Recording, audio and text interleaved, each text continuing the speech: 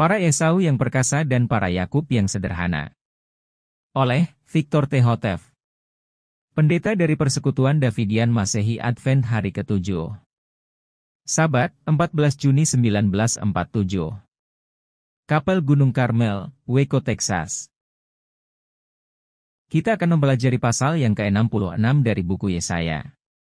Dalam pasal ini Tuhan berbicara kepada dua kelompok hamba-hamba, yaitu hamba-hamba yang hidup sampai kepada pembersihan tempat suci, Daniel 8 ayat 14, yaitu sampai kepada penghukuman terhadap orang-orang hidup, pembersihan sidang, Testimonis, volume 5 halaman 80, yaitu masa di mana mereka didapati sedang memalu teman-teman sesama hamba mereka, sedang makan dan minum bersama-sama dengan orang-orang pemabuk. Hamba-hamba yang lainnya adalah hamba-hamba yang terkemudian sesudah itu. Untuk mendengarkan apa yang Tuhan akan katakan kepada hamba-hambanya yang pertama, sementara masa pembersihan itu terus mendekat, kita akan mulai mempelajari dua ayat yang pertama dari pasal itu. Yesaya 66 ayat 1 dan 2. Demikianlah firman Tuhan, bahwa surga itulah tahtaku, dan bumi ialah alas kakiku, manakah rumah yang hendak kamu bangun bagiku, dan di manakah tempat peristirahatanku? Karena semua perkara itu adalah perbuatan tanganku, dan semua perkara itu sudah ada, demikianlah firman Tuhan, tetapi aku akan menilik kepada orang ini, yaitu kepada dia yang miskin dan penuh penyesalan, dan yang gentar karena firmanku. Dengan mengatakan surga adalah tahtaku, dan bumi adalah alas kakiku, maka Tuhan sesungguhnya menegaskan bahwa ia tidak meninggalkan bumi, bahwa sungguh pun tahtanya terdapat di dalam surga. Kakinya masih terdapat di bumi, bahwa ia masih tetap berkepentingan dengan umatnya. Tetapi pertanyaan-pertanyaan yang berbunyi, di manakah rumah yang kamu bangun bagiku, dan di manakah tempat peristirahatanku? Dengan sedih mengungkapkan bahwa pekerjaan itu telah dilalaikan, bahwa tidak ada rumah, maupun sesuatu tempat istirahat yang telah dipersiapkan baginya. Ucapan Tuhan berikutnya selanjutnya mengukuhkan kenyataan ini, karena ia kembali mengulangi bahwa perkara-perkara yang ditemuinya adalah hanya perkara-perkara itu yang sedianya sudah ada, dan yang tangannya sendiri perbuat, bukan diperbuat oleh tangan hamba-hambanya. Kemudian dengan mengatakan, tetapi kepada orang ini aku akan menilik, yaitu kepada dia yang miskin dan penuh penyesalan, yang gemetar karena firmanku, ia secara pasti memberitahukan, bahwa hamba-hambanya yang tidak setia telah meninggalkan pekerjaannya, bahwa orang-orang lain, yang miskin dan yang penuh penyesalan yang gentar pada firman-Nya, telah mengambil alih tempat mereka, bahwa apa yang gagal dilakukan oleh hamba-hamba yang terdahulu, akan dilakukan oleh hamba-hamba yang terkemudian. Pada waktu yang sama, ia menuduh hamba-hamba yang terdahulu itu bahwa mereka merasa kaya dalam semangat dan tidak memerlukan apa-apa lagi, bahwa mereka tidak menaruh takut akan firman-Nya. Oleh karena itu hamba-hamba yang akan membangunkan baginya sebuah rumah dan membuat baginya suatu tempat istirahat, adalah orang-orang miskin yang penuh penyesalan, hati orang-orang yang gentar akan firman-Nya, orang-orang yang tidak sombong dan angkuh, melainkan orang-orang yang dapat diajar dan yang penuh perhatian akan firman-Nya. Orang-orang yang bertobat yang menyadari akan dirinya sendiri sebagai sangat memerlukan apa saja, dan bukan tidak memerlukan apa-apa lagi. Akhirnya, dengan marah Tuhan menyatakan. Yesaya 66 ayat 3 dan 4. Barang siapa yang membunuh seekor lembu adalah seolah-olah ia membunuh orang, barang siapa yang mengorbankan seekor anak domba yaitu seolah-olah ia memotong putus leher seekor anjing, barang siapa yang mempersembahkan persembahan makanan, yaitu seolah-olah ia mempersembahkan darah babi, barang siapa yang membakar kemenyan, yaitu seolah-olah ia memuja berhala. Sesungguhnya, mereka telah memilih jalannya sendiri, dan jiwa mereka berkenan kepada semua kekejian mereka. Aku juga memilih angan-angan mereka itu, dan barang yang ditakutinya itu kudatangkan kelak atasnya, sebab ketika aku berseru, tetapi tidak seorang pun yang menyahut, ketika aku berfirman, tetapi tiada mereka itu mendengar, melainkan diperbuatnya barang yang jahat di hadapan mataku, dan disukainya akan barang yang tiada aku berkenan. Tidak menjadi soal betapapun baiknya ataupun betapapun pentingnya korban-korban yang dipersembahkan, selama kita berbakti kepadanya menurut cara-cara kita sendiri, maka pemberian-pemberian dan korban-korban kita itu hanyalah akan merupakan kekejian baginya. Cara-cara manusia sendiri harus dilepaskan, walaupun itu merupakan tugas yang terberat yang akan dihadapi, jika ia hendak berdamai dengan Allah. Tidak diragukan lagi, bahwa Allah kini menyampaikan pekabaran amaran ini kepada hamba-hambanya yang tidak setia yang mementingkan diri sendiri, walaupun mereka tidak mau dan tidak akan mendengar. Sesudah mengatakan apa yang ingin disampaikannya kepada mereka, maka kini ia berbalik kepada hamba-hamba sewaannya yang baru, sebagai berikut. Yesaya 66 ayat 5 dan 6. Dengarlah olehmu akan firman Tuhan, hai kamu yang gentar akan firman-Nya, adapun saudara-saudaramu yang benci akan dikau dan yang membuang engkau demi namaku, mengatakan, supaya Tuhan dipermuliakan, tetapi Tuhan akan kelihatan kelak bagi kesukaan kamu, dan mereka itu akan malu. Akan ada bunyi huru-hara besar keluar dari dalam negeri, suatu bunyi dari Ka'bah, suatu bunyi suara Tuhan yang membalas perbuatan segala musuhnya. Beberapa orang telah mengalami pengalaman ditarik keluar dari gereja tak lain hanya karena alasan telah membaca buku Tongkat Gembala, dan karena mengatakan, saya percaya akan apa yang dikatakan di dalamnya.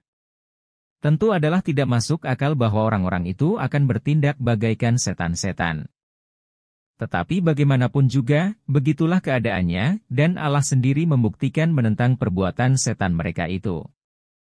Kita tidak akan merasa kasihan terhadap diri kita sendiri, dan sama sekali tidak marah terhadap semua para penentang kita, tetapi kita menyesalkan kebutaan, kesengsaraan, kemelaratan, dan ketelanjangan rohani mereka itu, karena kita memahami bahwa kesenangan yang akan datang itu adalah milik kita. Dan kesusahan dan malu dan keretakan gigi akan menjadi bagian mereka. Ini kita ketahui dengan seyakin-yakinnya, sama seperti Yakub mengetahui bahwa Allah bersama dengannya, selama pelariannya dari hadapan Esau. Sungguh pun demikian, para Esau yang ada pada waktu ini tidak mengetahui akan hal ini. Mereka tidak lagi mengetahuinya, sama seperti Esau yang dahulu tidak mengetahui akan hayal Yakub di malam hari, mengenai tangga yang terbentang dari surga ke bawah, sampai ke tempat tidur Yakub yang dibasahi embun itu. Jika suatu bagian Alkitab akan menjadi kebenaran sekarang, maka yaitu tentulah Yesaya 66 ayat 5. Akibatnya, dari dalam negeri terdengar suatu keributan, dan terdapat suatu bunyi suara dari Ka'bah menentang kita, tetapi suara Tuhan, yaitu pekabaran masa kini, adalah yang akan memperhitungkan dan yang akan menyelesaikan segala perkara. Takutkah Anda dicampakkan keluar, atau adakah Anda gentar terhadap firman Allah? Sekarang Anda harus menetapkan pilihan untuk melawan tantangan, jika Anda ingin berada di dalam kerajaan kekal itu. Yesaya 66 ayat 7. Sebelum ia menggeliat kesakitan, ia sudah melahirkan, sebelum sakitnya untuk melahirkan tiba, ia sudah melahirkan seorang bayi laki-laki. Bagi seorang wanita untuk melahirkan bayi, sebelum ia menggeliat kesakitan dan sebelum sakitnya datang, adalah merupakan sesuatu hal yang tak masuk akal, sesuatu keajaiban. Dan justru inilah yang terjadi terhadap Sidang, sewaktu Tuhan dilahirkan di dalam palungan Betlehem. Sidang tidak mengetahui akan kedatangannya, dan walaupun ia tidak merasa memerlukan seorang juru selamat, tidak menggeliat kesakitan, namun ia telah melahirkan seorang anak. Namun sesuai dengan ayat yang menyusul selanjutnya, Sidang pada waktu ini akan mengalami suatu keajaiban, yang bahkan lebih besar daripada yang dialami Sidang di masa Kristus yang lalu. Yesaya 66 ayat 8. Siapakah yang telah mendengar akan hal yang sedemikian itu? Siapakah yang telah melihat perkara-perkara yang sedemikian itu? Dapatkah bumi dilahirkan dalam sehari jua? Atau dapatkah suatu bangsa dilahirkan secara tiba-tiba? Karena segera sesudah Sion menggeliat kesakitan, maka ia melahirkan anak-anaknya. Sidang pada waktu ini penuh dengan lalang, dengan ikan yang jelek dan dengan kambing-kambing. Adalah sulit untuk menemukan orang-orang suci. Tetapi bagaimanapun juga, ia sekali kelak akan membawakan sejumlah besar orang-orang bertobat yang tak seorang pun dapat menghitungnya. Organisasi tidak percaya akan hal ini, sama seperti halnya orang-orang Yahudi tidak percaya bahwa juru selamat dilahirkan di dalam palungan. Juga mereka tidak mengira bahwa para nelayan Galilea itu akan menggantikan kedudukan para imam yang alim, maupun para pemimpin agama yang dimuliakan di masa itu. Mereka juga tidak mengira bahwa orang-orang kafir akan ikut juga memperoleh bagian dari janji-janji kepada Israel. Juga organisasi pada waktu ini mengira bahwa masa yang akan datang itu sama saja dengan masa kini, bahwa Tuhan Allah telah membiarkan manusia untuk selamanya berbuat sesuai dengan kehendak mereka. Ia tidak mengetahui bahwa Tuhan sedang memegang kendali pemerintahan di dalam tangannya sendiri. Testimonies to Ministers, halaman 300. Ia masih tetap mengira bahwa ia adalah kaya dan telah bertambah kekayaannya, kebenaran, dan tidak memerlukan apa-apa lagi. Bagaimanapun, sidang akan menyaksikan semua perjanjian ini digenapi. Ia akan menyaksikan bahwa semua kata-kata firman ini terdapat di dalam Alkitab, bukan hanya untuk memenuhi ruangan. Segera sesudah ia merasa sakit hendak melahirkan yang sedemikian, dan merasakan kebutuhannya, segera itu pula semua serambinya akan dipenuhi dengan orang-orang suci, dan pekerjaannya selesai. Yesaya 66 ayat 9. Patutkah aku membuka rahim orang, dan tidak membuatnya melahirkan? Demikianlah firman Tuhan, patutkah aku membuat orang melahirkan, dan menutup rahimnya? Demikianlah firman Allah. Masakan Tuhan telah membuat semua perjanjian ini, jika ia tidak mampu untuk menggenapinya? Inilah pertanyaan besar di hadapanmu dan di hadapanku. Dan masakan ia akan memulai sesuatu, jika ia tak akan dapat melaksanakan dan menyelesaikannya? Janganlah saudara meremehkan pertanyaan-pertanyaan ini, karena semua jawabanmu akan menentukan nasibmu. Yesaya 66 ayat 10-14. Bersuka-sukaanlah kamu dengan Yerusalem dan bergemarlah akan dia, hai kamu sekalian yang kasih akan dia. Hendaklah bersukacita akan dia, hai kamu sekalian yang sudah berduka cita karena dia, supaya boleh kamu mengisap susu sampai kenyang dan dipuaskan dengan penghiburan, supaya boleh kamu mengisap susu, dan merasa nikmat dengan berkelimpahan kemuliaannya. Karena demikianlah firman Tuhan, tengoklah, aku akan meliputkan damai kepadanya bagaikan air sungai, dan kemuliaan segala bangsa kafir bagaikan suatu aliran sungai. Kemudian kamu akan menyusu, kamu akan digendong pada sisinya, dan dibelai-belai pada pangkuannya. Seperti seseorang yang dihiburkan oleh ibunya, demikianlah aku akan menghiburkan kamu, maka kamu akan terhibur di Yerusalem. Maka apabila kamu melihat ini, hatimu akan bersukacita, dan semua tulangmu akan berkembang bagaikan suatu tumbuhan muda, maka tangan Tuhan akan dinyatakan kepada segala hambanya, dan murkanya terhadap segala musuhnya. Di sini kepada kita diceritakan, bahwa hanya mereka yang berduka cita karena Yerusalem, yaitu orang-orang yang berdoa bagi pendirian tahta Daud contoh saingannya itu, dan kerajaan, akan bersukaria dengan dia. Mereka, dan hanya mereka saja, yang akan memperoleh keuntungan dari kelimpahan kemuliaannya. Tidak ada orang lain yang akan memperoleh bagian perdamaiannya serta kelimpahan kemuliaannya. Tidak ada orang lain yang akan dibelai-belai di atas pangkuannya. Orang-orang berdosa tidak akan dihiburkan di Yerusalem, dan kesuaman mereka itu akan menjadi merah panas, lalu membuat mereka berlari-lari kepada bukit-bukit dan kepada batu-batu gunung. Wahyu 6 ayat 14-17. Yesaya 66 ayat 15-17.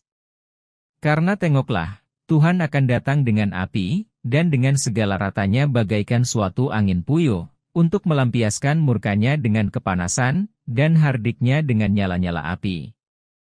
Karena dengan api dan dengan pedangnya ia akan menghukum segala manusia, maka besarlah kelak bilangan segala orang yang dibunuh Tuhan. Mereka yang menyucikan dirinya sendiri, dan yang membersihkan dirinya di dalam taman-taman di balik sebatang pohon yang di tengah-tengah, yang makan daging babi, dan barang-barang keji, dan tikus, akan dihapuskan bersama-sama, demikianlah firman Tuhan. Sesudah Allah selesai berbuat segala-galanya untuk mengendalikan perjalanan semua hambanya, apabila tidak ada lagi obat, maka pada masa itulah pembalasan ilahi akan dilaksanakan. Orang-orang yang terus berjalan di dalam jalan-jalannya sendiri, akan kelak mendapatkan diri mereka di dalam jalan yang lebar, di mana tidak terdapat kemurahan ilahi, di mana pembalas yang adil akan mengambil korbannya. Mereka adalah orang-orang yang menyucikan dan membersihkan dirinya sendiri di dalam taman, di balik sebatang pohon kayu, di belakang pemimpin, artinya, mereka berpura-pura amat rohaniawan dalam tempat-tempat pertemuan, mereka menaruh keyakinan bahwa pendeta akan membawa mereka sampai ke kerajaan. Mereka memanjakan seleranya dengan memakan makanan-makanan yang terlarang, dan pada waktu yang sama dengan sombong berpura-pura suci dan bersih. Tetapi bagi Tuhan mereka itu terlihat bagaikan kubur-kubur yang dilabur putih, yang penuh dengan daging yang membusuk, bagaikan cangkir-cangkir yang terlihat bersih dari luar, tetapi kotor di dalamnya. Yesaya 66 ayat 18 dan 19. Karena aku mengetahui segala perbuatan mereka itu dan semua kepikirannya, maka akan datang, bahwa aku akan menghimpunkan segala bangsa dan bahasa, maka mereka akan datang, dan menyaksikan kemuliaanku. Maka aku akan menaruh suatu tanda di antara mereka itu, dan aku akan mengutus orang-orang yang luput dari antara mereka itu kepada segala bangsa, yaitu ke Tarsis, ke Pul, dan ke Lut, orang-orang pemanah ke Tubal dan ke Yawan, kepada pulau-pulau yang jauh-jauh, yang belum pernah mendengar kebesaran namaku, dan yang belum melihat kemuliaanku. Maka mereka akan memasyurkan kemuliaanku di antara segala bangsa kafir. Apa yang Tuhan hendak lakukan tidak akan dilakukan secara rahasia. Itu bukanlah sesuatu hayalan, bukan sesuatu yang diselubungi rahasia untuk ditebak, melainkan itu adalah perbuatan yang jelas yang terbuka di hadapan segala bangsa. Sekarang terhadap kebinasaan mereka sendiri, orang-orang memperdebatkan bahwa ini adalah pembunuhan rohani. Apa yang dimaksudkan dengan pembunuhan rohani? Tidak ada yang tahu. Walaupun cukup jelas terlihat, bahwa itu adalah penghukuman terhadap orang-orang hidup. Kenyataan, bahwa lebih dari seabad lamanya organisasi sudah mengajarkan bahwa penghukuman terhadap orang-orang mati ialah memisahkan yang baik dari yang jelek, lalang daripada gandum.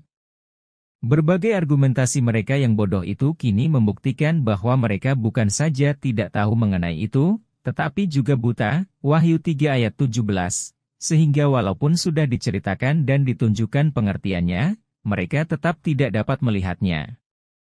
Sungguh pun mereka mengaku mengetahui bahwa penghukuman itu adalah memisahkan gandum dari lalang, yang baik dari yang jelek, bahwa ia itu untuk membersihkan tempat suci dengan cara menghapuskan nama-nama yang jelek dan dosa-dosa dari yang baik. Mereka tidak juga mengakui bahwa tindakan Allah yang asing ini adalah penghukuman terhadap orang-orang hidup itu di dalam isi rumah Allah, 1 Petrus 4 ayat 17, yaitu penyucian tempat suci, Daniel 8 ayat 14, pembersihan sidang, Testimonis volume 5 halaman 80. Pembersihan Ka'bah, Maleakhi 3 ayat 1-3. Jangan lagi mencoba-coba menghiburkan dirimu sendiri dengan mengatakan bahwa pembunuhan Tuhan ini adalah sesuatu hayalan, atau bahwa ia itu akan jadi sesudah pintu kasihan ditutup. Sekarang bersiaplah supaya kamu tidak jatuh. Jangan ada orang yang mengalihkan perhatianmu daripadanya.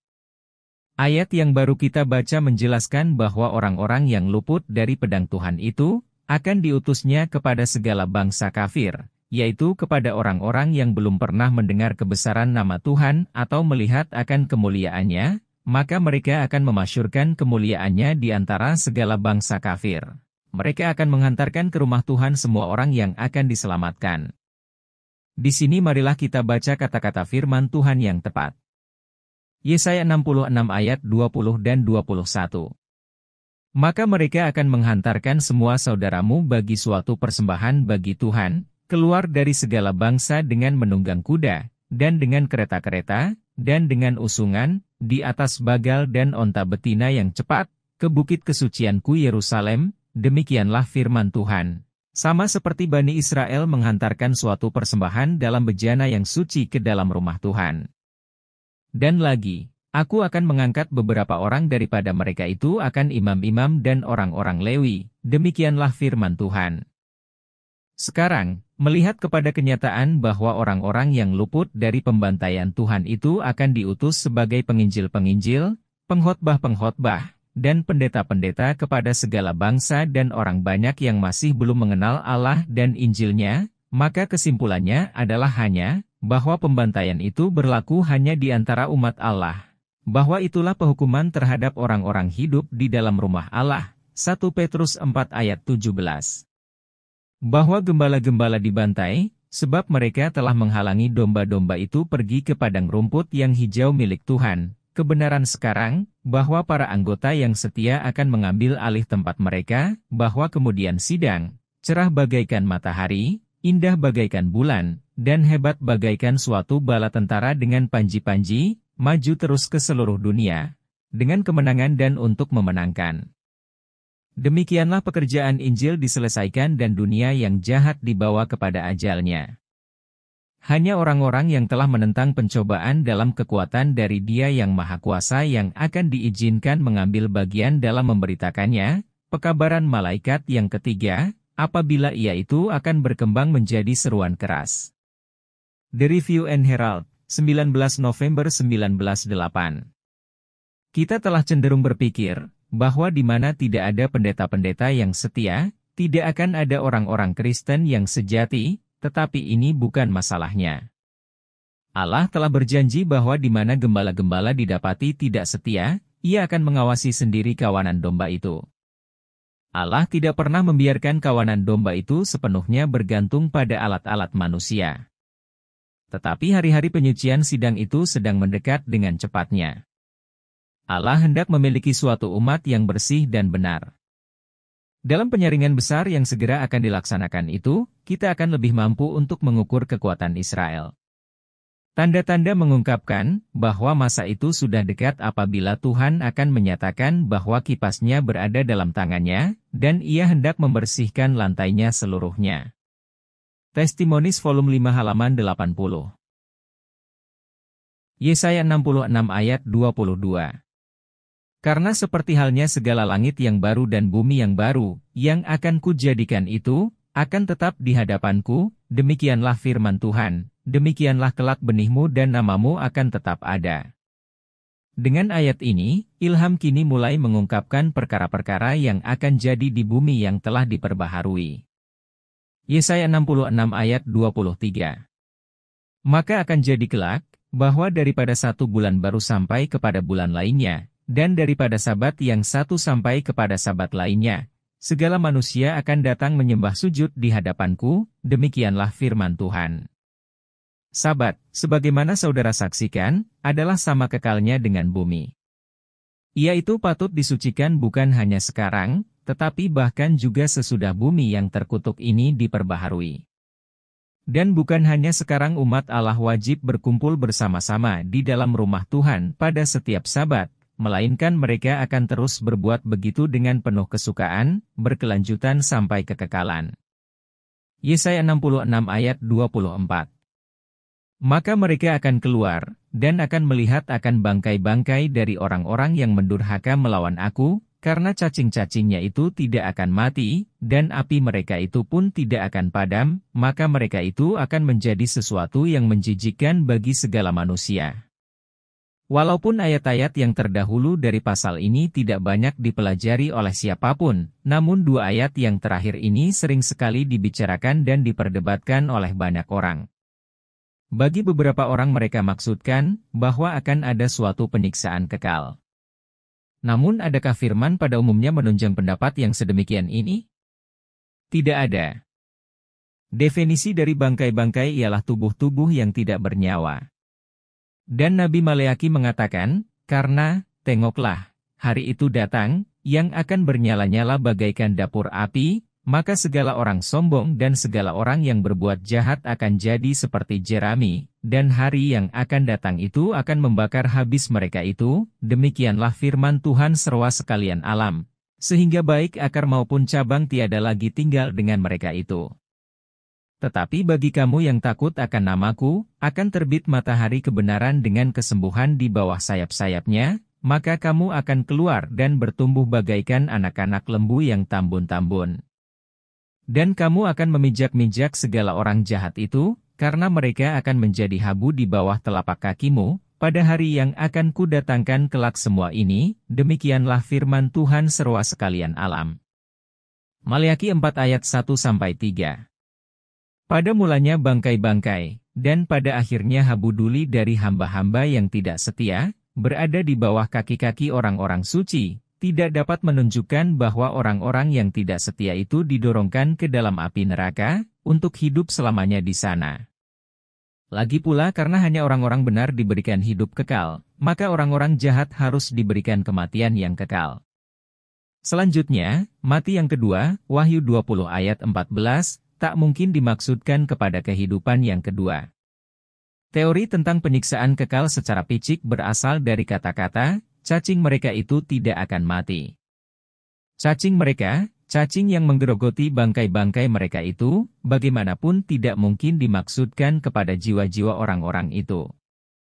Sedikit-dikitnya, itu tak dapat dimaksudkan sedemikian bagi dia yang menggali sampai dalam, ke dalam sumur keselamatan, dan yang dapat berpikir bagi dirinya sendiri.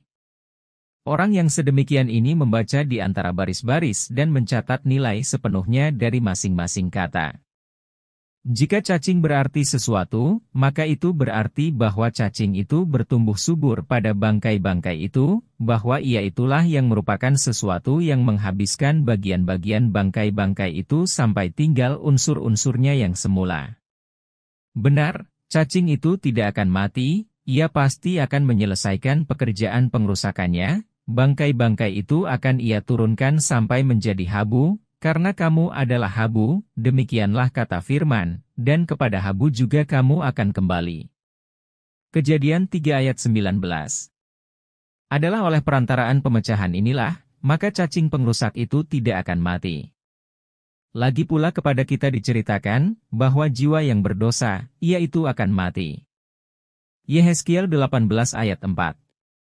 Jelaslah terlihat, bahwa khotbah tentang penderitaan kekal di dalam api neraka sebagai gantinya kematian kekal, adalah dipromosikan oleh apa yang disebut penarik-penarik jiwa yang sembrono, yang berusaha menarik para pendengarnya ke dalam gereja dengan cara ditakut-takuti. Tetapi kalau saja mereka mengerti, bahwa hanya orang-orang yang dilahirkan kembali melalui kasih terhadap kebenaran diberikan hak untuk masuk ke dalam kota suci itu, kalau saja mereka mengetahui, bahwa orang-orang yang harus takut di dalamnya adalah disingkirkan dari dalamnya, kalau saja mereka mengetahui bahwa setiap perkara yang menipu juga tidak akan diberikan hak untuk masuk ke sana. Jika mereka dengan sepenuh hati mengetahui akan semuanya ini, maka mungkin sekali mereka akan berhenti mengkhotbahkan kehidupan kekal di dalam api neraka, dan mulai mengkhotbahkan kasih yang kekal terhadap kebenaran. Marilah kita sekarang mengakhiri penyelidikan kita ini dengan membaca himbauan Tuhan yang terakhir sebagai berikut. Oleh sebab itu berjagalah, karena tidak kamu ketahui jam mana Tuhanmu akan datang. Tetapi ketahuilah ini, bahwa jika tuan rumah sudah mengetahui pada waktu mana pencuri akan datang, ia sudah akan berjaga-jaga, dan tidak akan membiarkan rumahnya dibongkar. Oleh sebab itu hendaklah kamu juga bersedia, karena anak manusia akan datang pada saat yang tidak kamu duga. Siapakah hamba yang setia dan bijaksana, yang diangkat oleh tuannya atas isi rumahnya, untuk memberikan mereka makanan pada waktunya? Berbahagialah hamba itu yang apabila tuannya tiba, didapatinya sedang berbuat demikian. Sesungguhnya aku berkata kepadamu, bahwa ia akan mengangkat orang itu menjadi pengawas atas semua harta miliknya. Tetapi dan jika hamba yang jahat itu akan berkata di dalam hatinya, Tuanku memperlambat kedatangannya, dan akan mulai memalu semua hamba sesamanya, serta makan dan minum bersama orang-orang pemabuk, maka Tuan hamba itu akan datang pada sesuatu hari yang tiada disangkanya, dan pada jam yang tidak disadarinya, lalu akan menyesahkan dia teramat sangat, sambil menetapkan bagiannya bersama-sama dengan orang-orang munafik, di sana akan terdapat ratap dan kertakan gigi. Matius 24 ayat 42-51. Hanya ada satu pilihan yang benar bagimu, dan itu adalah berhenti daripada bergabung dengan para Esau yang perkasa itu, dan supaya menggabungkan diri dengan para Yakub yang sederhana yang memiliki kebenaran itu.